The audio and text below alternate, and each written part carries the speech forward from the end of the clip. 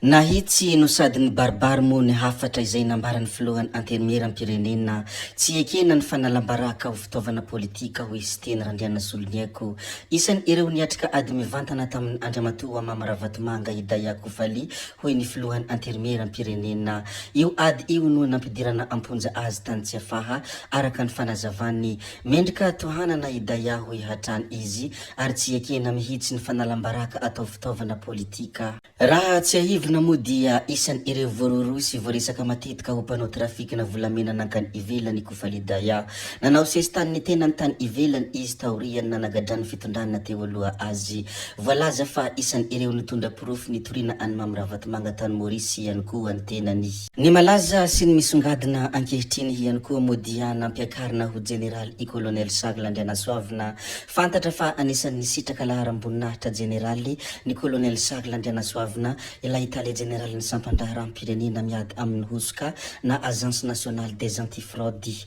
Nampiakarina ho generaly ihany koa ny Colonel Rabe Armanana Lucien sy ny Colonel Marcelin Zaftasondry ilay mpanolotsiana avy amin'ny fanavozana. Raha ny fantatra sy ny raha tena marimarina kokoa mikasika an'izy telo lahy ireo moa dia samy miasa eo anivon'ny fiadidian'ny Republika ny fanavozana izy telo lahy ireo izay niakatra ho generaly. Miresaka indrindra mikasika an'izay fanavozana izay moa isika dia ny filohan'ny fanavozan'ny Republika Andriamatoa Colonel Michael dia nazava ny hafatra izay nataony. Tsy masika natezitra akory ny PRRM manoloana ireny resabe sy fandikana velana momba azy ireny izay atao amin'ny tambazotra serasera. Mifanohitra amin'izany aza ny zavamisy dia mampome azy hoe hafatra izay nambarany.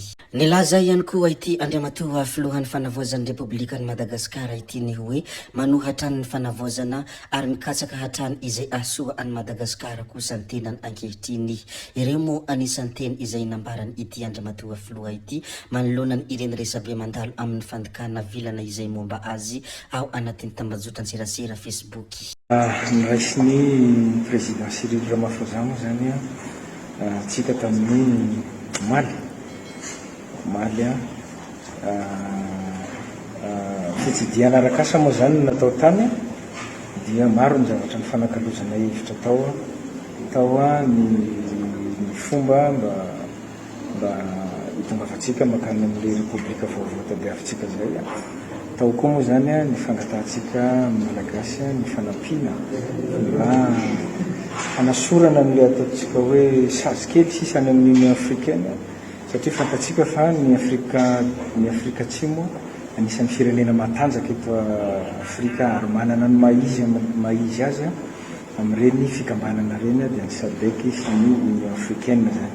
Dia nanaiky izy ny hanampy antsika amin'izany, nanaiky koa izy ny hampiditra atsika ho partenaire ao anatin'ny BRICS io sy ny hampandray anjara atsika amin'ny sommet izay atao any Inde amin'ny volana Jona sy Jolay. Ankoatran'izay moa zany dia ny fanekeny ny fanolorantsika ambassadeur vaovao apetraka any Afrique du Sud na rapitso dia rapitso arao izy mifamalina dia raisinay ny ambassadeur nareo. Ankoatran'izay moa dia maro ny fihaonana toy ny nataonay tany Abu Dhabi dia maro ny opérateur ny mpandraharaha izay te hiasa ty Madagasikara niaona taminay. Be da be izy ny tany misy ny resaka siramamy vita amin'ny fary zany izay nandrosoanay ny hevitra ny mba hijerevan'zareo mikasika ny sirama, ny fiaraha-miasa azo atao famelomana ny sirama io dia misy solotenatsika mety afarany any amin'ny herinandro dia orinan'izay izy makaty amintsika tia mijery ny fomba azo anaovana ny sirama io. Misy koa mpandraharaha izay afaka mamboatra lalana izy ihany mahita ny financement ny fomba hamerenana ny vola no mety mbola ifampiresana fa ny nangatahako tamin'izany dia ny fanokafana ny lalana makany Maintirano, zay ny nangatahana mbola miandry ny fitongavana eto koa tsika ny anaovana sonia ny taratasy fiaraha-miasa miaraka amin'io entreprise io. Misy ny entreprise société izay te hiasa eto amin'ny resaka téléphonie mobile sy ny connexion zany dia hoezahanay ny hanala ny sakana rehetra izay mahatonga ny ataontsika hoe monopolisation mialatsiny amin'ny teny vahiny monopolisation io secteur anankiray io ho izanay esorona malakilaky ny texte zay manakana an'ireo vahiny ireo tsy afaka hiditra eto mba ahafahantsika mampidina ny vidiny io fifandraisana sy ny internet io. Manaona ny tompony mikasika ny fifanarana ara-barotra amin'ny ankapobeny? Efa na izy tompony moa efa nilaza hoe fa fatany amin'ny 777 nefa nisy fiaraha-miasa entre n'io firenena anankiroa io dia Madagasikara sy Afrique du Sud zany dia miezaka ny anohy azy tsika ary ataontsika hoe nampiseho fahavononana izy matoa izy vonona andray ny ambassadeur tsika malaky dia malaky ho izahana daholo zany toy ny fangatahan'ny diaspora any Afrique du Sud moa ny anisina an'ilay sidina direct Tananarivo makany Pretoria Johannesburg tsy fantatro moa zay mety hifanarahana fa mbola hisoana daholo zany rehefa tonga tsikelikely eto reo mpandraharaha zay te hiasa eto a Madagasikara no anatahana.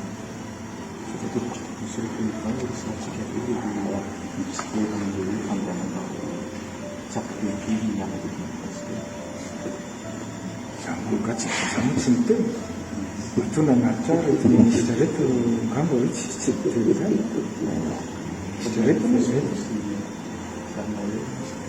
nanaritra ny ministra nanaritra daholo reo nanaritra daholo reo ohatry zao ihany koa nanaritra teo re tsy diso Amifanohitra amin'ny zavatra eny tany amin'ny Facebook zany ny zava-nisy tany raha ohatra zaraina amin'ny ankapobeny dia matokony ny Facebook moa dia mba tiako tenenina za zany rehefa mamaky azy io dia mba mekely za tsy mitovy amin'ny olona masika fa ohatrany mba mitondra fiomezana kely hoa le mamaky Facebook indraindray satria lasa ohatrany tsy le Madagasikara mandroso ny resanao mba hampandrosona ny resanao fa zavatra mampiome mampitokiky ho izy mazenga zay dia isorana anjareo mampitokiky fa za dia nisy nanaritra teto ireo gouvernement reo nanaritra teto dia ny tany ivelan'ny tany moa dia zay fantantaraiko anareo zay zavatra mialatsiny indrana n'le teny vahiny pozitifa miabo ny zavatra natrehinay tany fa tsy zavatra hoe tsy araky ny tantarany sasany pozitif ho an'ny Madagasikara natrehina tany. Nazava moa ny fanazavana izay noentiny Andriamatoa Ramparany ny adivako ny fanondranana Bois de Rose hoy izy no hamafisiny Andriamatoa Ramparany fa tena nisy ny fanondranana Bois de Rose nandritra ny tetezamita sy taoriany zany. Nisy faharavana lagoavana ka nandray fepetra hentitra ny sity izay nandrara ny fanondranana. Nilaza izy fa fony ministry ny tontolo iainana dia niady tamin'ny fanondranana tsy ara-dalàna ary tsy nanaiky hanao sonia fanamarinana milaza fa ara-dalàna ny famoahana Bois de Rose. Araka ny fanazavany raha nanao mission tany Mexique izy 2 volana monja taoriana ministra azy no nandrenesany fa nisy Bois de Rose nalefa tany Singapour. Tamin'izany koa vo avy nanao fianianana ny filoha Rajoy Ramampianina no hamafisiny manampahefana tao Singapour fa avy ety Madagasikara ireo Bois de Rose ireo na dia tany Kenya aza no nikarakarana ny taratasy. Nisy ny fanadihadina ara-tsiansy nanamarina izany hoy izy. Nolazainy fa tsy hita tao amin'ny antermiram-pirenena ny antotantaratasy momba io raharaha io rehefa tsy nandroso ny raharaha mikasika ny Mamirahavatomanga tany amin'ny PNF Paris. Nanamafy izy fa mbola mikasa hitory any Mamirahavatomanga noho ny filazany fa saika ny vonoana izy John Elity. Nilaza koa i Ramparany fa raha misy manana proof fa nandray anjara tamin'ny raharaha Bois de Rose izy dia afaka manolotra izany ampahabe maso. Ireo moa isan'ny zavatra izay nolazainy nandritra ny fivahinianany tao anatin'ny fandaharana Solanga. Tompoko vavy sy tompoko lahy, zay ihany koa no namarana ny videontsika koa dia mankasitraka anareo na vitanay hatramin'ny farany ary mbola manentana anareo foana ny mbola hanaraka ny video manaraka izay alatsaka iato misesisesy zay fa tsy halavenay ny resaka hametra veloma izay veloma vetivety amin'ny manaraka indray no manao ny misimisy veloma ary tompoko lahy veloma tompoko vavy.